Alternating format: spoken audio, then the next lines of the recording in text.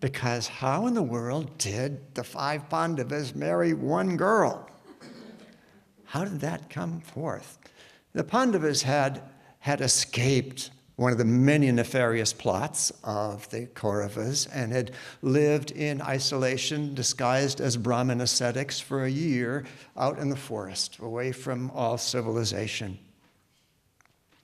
Until they found out that there was going to be a wedding ceremony of the Princess Draupadi, daughter of King Drupada, in the kingdom of Panchala.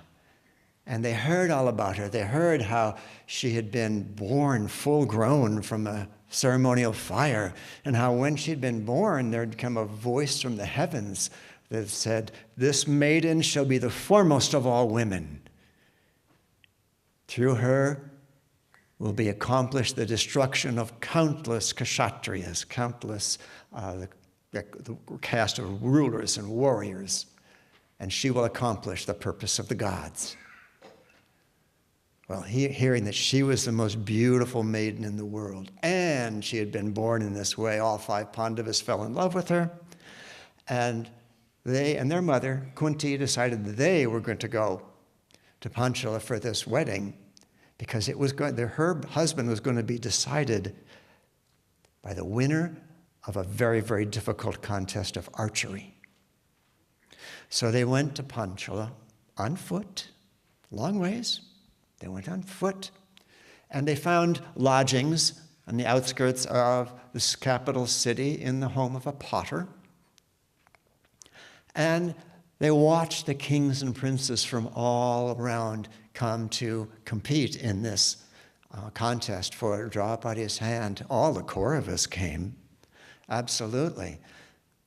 Duryodhana, the eldest Kaurava, the lead bad guy in the whole story, although his buddy Karna is kind of a close second.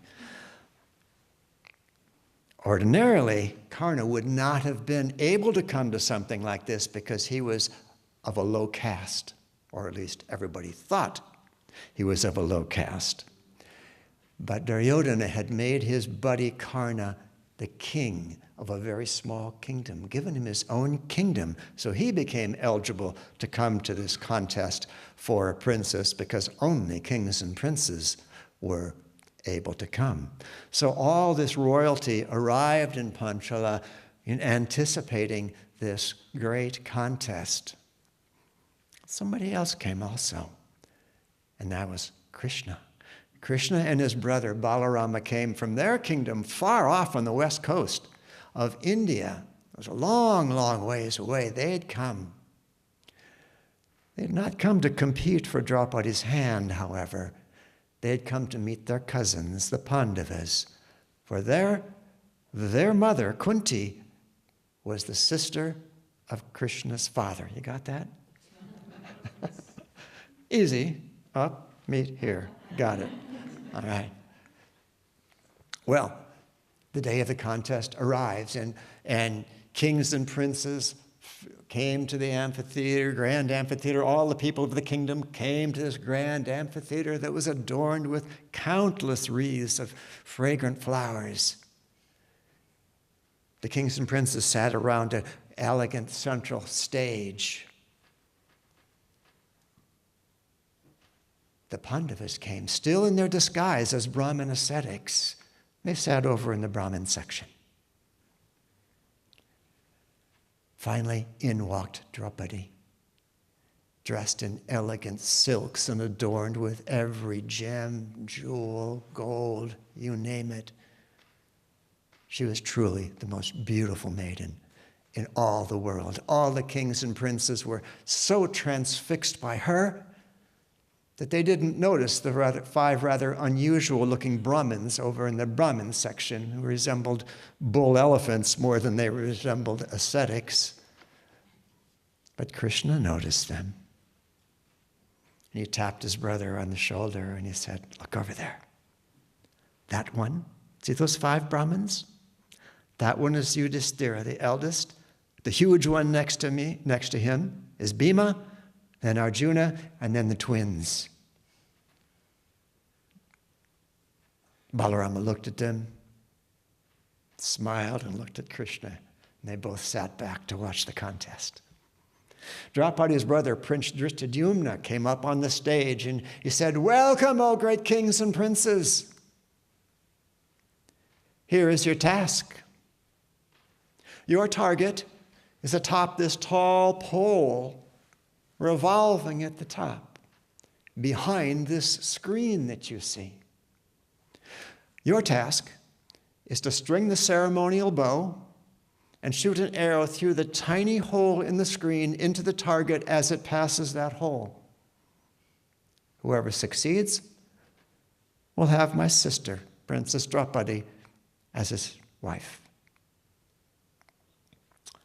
Well, as if that weren't hard enough, the rate of rotation of the target was not uniform. They didn't have nice electronics to make everything go in a smooth fashion. There was somebody who was cranking over there as a human being, and it was sometimes going faster, sometimes going slower.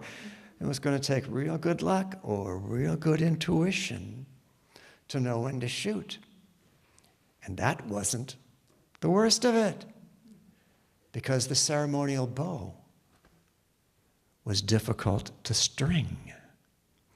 And that was intentional, because Draupadi's father, King Drupada, had ordered that it be so.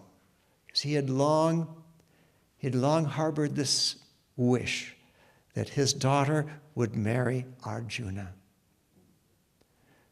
So he had ordered that the bow be made extraordinarily stiff, so only the greatest of archers could possibly string it, much less hit the target. So the contest began. One by one, the kings and princes came up on the stage, and their ancestry and achievements were all announced, and they picked up the bow and began to bend it to string it. It was so stiff that it sprang out of their hands. It threw some of them to the floor. They couldn't string that bow, even in their imagination. Finally, Karna came. Karna, the Sudaputra, the son of a Suda, very low caste, but now a king, so he could compete. Came up, he picked up the bow, easily bent it, wrapped the string around the end, placed the first arrow on the bow, drew the bow to full circle, aimed at the hole in the screen. The whole amphitheater just became totally silent. Seeing his evident skill, Draupadi became very alarmed at the possibility of him winning, and she stood up and said, "I will not have a Sudaputra as my husband." Karna threw down the bow and stormed out off the stage. Every one of them, all the kings and princes, had failed in the contest. And then, over in the Brahmin section, Arjuna, the middle Pandava, the great warrior, stood up, stepped out of the Brahmin section, began to walk up onto the stage. There was buzzing throughout the crowd. A Brahmin? How's a Brahmin going to win this when all the famous Kshatriya kings and princes had failed? There were arguments among the ascetics, or among the Brahmin ascetics. Some of them said, "No, he should not compete. He will surely fail and make a laughingstock of all Brahmins." And others said, no, look at him. No, he moves with such grace and such strength. He could well win the princess. Let him compete. So Arjuna walked up onto the stage, picked up the bow, easily bent it, placed the first arrow on the bowstring, drew the bow to full circle once again. Silence throughout the amphitheater. And he held that bow in full circle as he aimed at that small hole, trying to anticipate the time when the target would pass that hole. And waited, and waited, and waited. And then suddenly he released that arrow, flew right through the hole into the target, took the target down onto the floor. Everybody stood and cheered, especially the ascetic Brahmins over there, waving their upper garments. One of their own had won the princess. Arjuna put down the bow, and he walked over to Princess Draupadi to receive the ceremonial garland as the winner. Draupadi held the garland, looked over at her father, who nodded as if to say, "So be it." She placed the garland around Arjuna's neck. All the other kings and princes were outraged. One of them cried out, "This is not right. A Kshatriya princess should marry a Kshatriya." Another one called out, "Drupada, you have humiliated all of us." And a third said, "And you will die for that." And they got up and drew their weapons and began to advance on Drupada. Arjuna picked up the ceremonial bow once again. And Bhima, his huge, older brother over in the Brahmin section, stood up, jumped out of the Brahmin section, uprooted a tree, and carried that tree with him up onto the stage like a gigantic mace.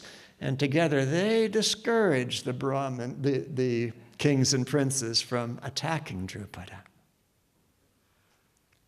Well, when things had settled down a little bit, the Pandavas took Draupadi away from the arena, back toward where they were staying in the outskirts of the city. And as they reached the house, Arjuna called out to Kunti, said, "Mother, come see the alms we've obtained today." For you see, they had supported themselves as Brahmin ascetics would by begging for alms every day. And Kunti, without even turning around to look, said, "All of you share what you've obtained," just like she always said when her sons came home with alms. And the brothers looked at each other and they said, "Share Draupadi? How is it possible? This is a calamity." And there was a great uproar in the family. And everybody looked to the wise oldest brother, Yudhishthira. And Yudhishthira said, "The mother's word is sacred. We have never disobeyed her in our lives, nor shall we now. All 5 of us shall marry Draupadi."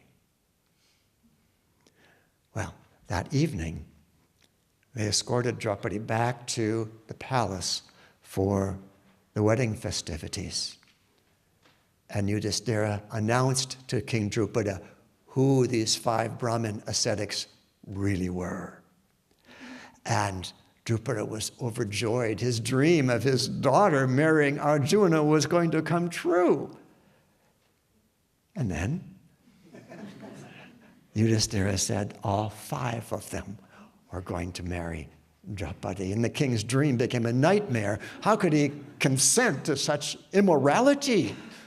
There was a huge uproar in the court, which was finally settled by the sage Vyasa, who is not only the author of the Mahabharata, but an important character in the Mahabharata. He took King Drupada aside and he said, "O king, do not worry.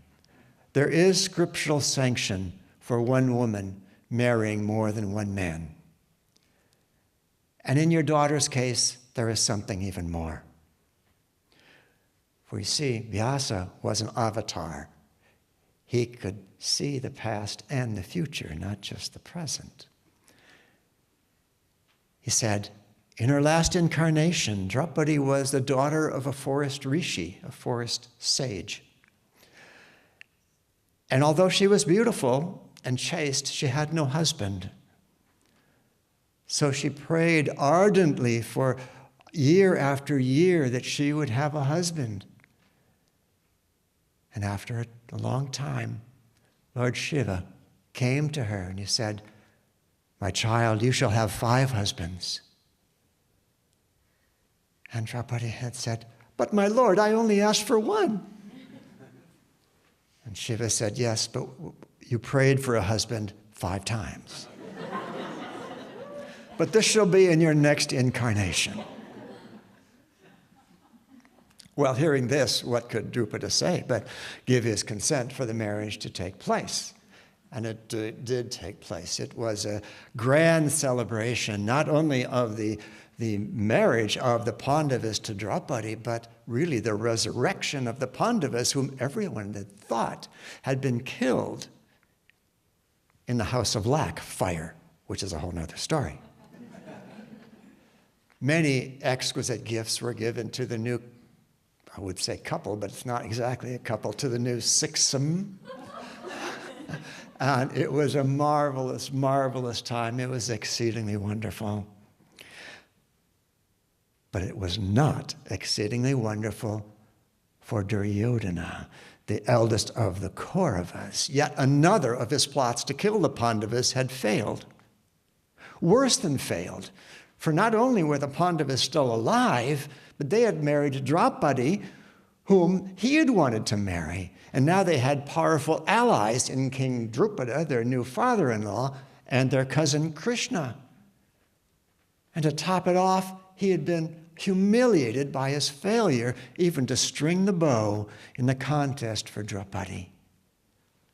So in great despair, he and Karna and his brother Dushasana and Shakuni, the evil gambler who had orchestrated the crooked dice game, began to go back to their home city. Something would need to be done about this.